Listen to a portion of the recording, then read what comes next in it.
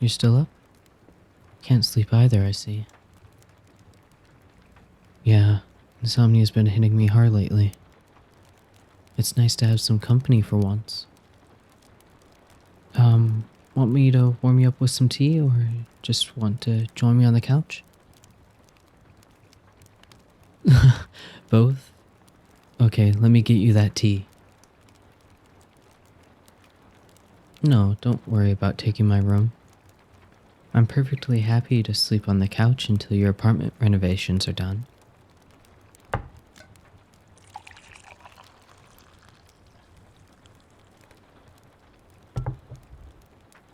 Alrighty, here you go. Careful, it's hot. Now, pass me that blanket and let's get comfy. There, perfect for the both of us. It's so nice to curl up by the fire on stormy nights like tonight. Now, tell me what's on your mind. Is there something specific keeping you up?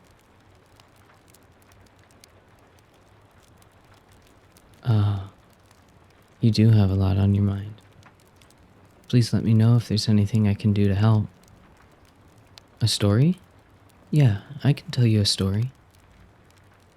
Oh, sure, that's fine. You can rest your head on my shoulder. Let me think. I got something. And it's okay if you nod off in the middle, I'll still be here. Okay, here we go. The evening market stalls are alive with color and the constant din of people haggling. But Ali smiles as he catches the sight of a noblewoman, and their eyes briefly meet, just as someone shoves past her. Acting fast, he reaches out to steady her. Are you alright there, love? Some people can be so oblivious. Kissing her hand, he lets her resume her travels, his gaze following her as he turns to go and mistakenly bumps into another passerby watching a street performance. Apologizing quickly, he continues around the corner into one of the many alleyways. From within, a small chant can be heard. The magical illusion drops, and a few seconds later, he emerges from the alley as a different person. Ba'ali's true white hair cascades down his shoulders, piercing heterochromatic eyes shining as his fingers brush the contents of his pocket. A few gold rings and a couple full money pouches. He reaches past the items to grab a deck of cards and starts flourishing idly as he strolls along. Today was just a small test of skill, a bit of practice for what he has planned ahead. What are his plans? Patience. I'm gonna get to that, but first, we need to go back to earlier in the day, when our little thief learned of a certain famous jewel currently being displayed in the royal court. Many people would be suspicious if they received a random piece of mail with a blank wax seal on their kitchen table. Even more so if you happen to not be in the best of standings with the authorities. Especially when no one was supposed to know where you were. This was the case for Va'ali as he awoke that morning. Opening the letter, he found two things inside. A strangely detailed charcoal drawing of a gorgeous gemstone with the heading, "The Heart of Varya," and a small page flowing with script. Inscribed is a time and meeting place, as well as the description of the jewel and where it could be found deep within a vault made by the Royal Magical Acquisitions and Depository Department in the palace. And this vault is newly built to contain the magical properties the heart is said to have when it's not on display.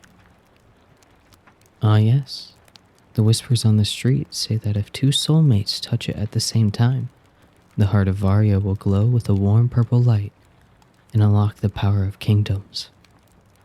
And the royal family have used said power to rule the country. However, the current monarch has yet to find their soulmate with the jewel. Its power is still hidden away from this generation. Tucking the letter and illustration into a pocket, Va'ali slips out of his hideout and sets off to meet with a few contacts to confirm whether the information he had just learned was true.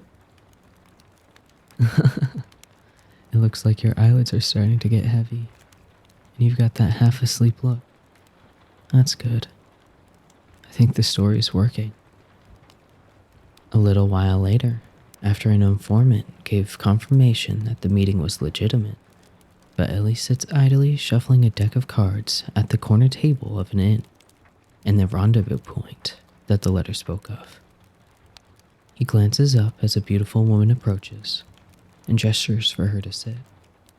So, you're the infamous thief who allegedly did the Valori job last spring. It's true. That's quite the impressive feat. I'm still wondering how you got that painting out of the fortress.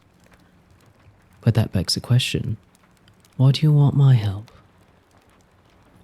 Ah, I see. It's my skills as a magical grifter and pickpocket. I guess my reputation really does precede me. Well, if we're going to work together, I am going to have to call you something. What is your name?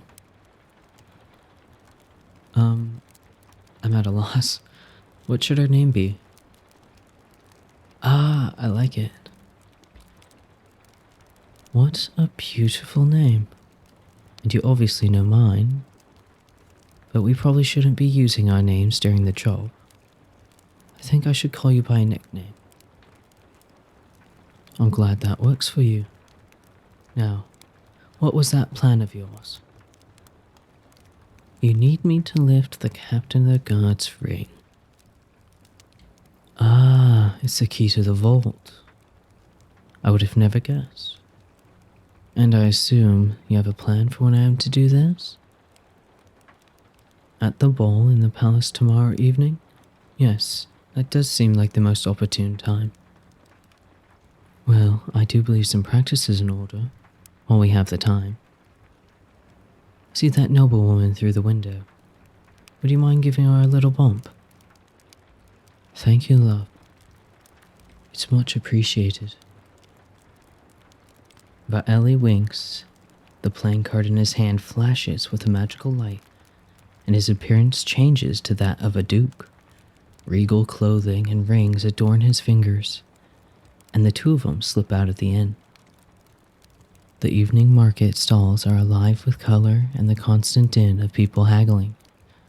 But Ellie smiles as he catches the sight of a noblewoman, and their eyes briefly meet, just as his new accomplice shoves past her. Acting fast, he reaches out to steady the fair lady. Are you alright there, love? Some people can be so oblivious. Kissing her hand, he lets her resume her travels, a few rings missing. His gaze follows her as he turns to go and mistakenly bumps into another passerby watching a street performance. Apologizing quickly, he continues around the corner into one of the many alleyways. From within, a soft chant can be heard.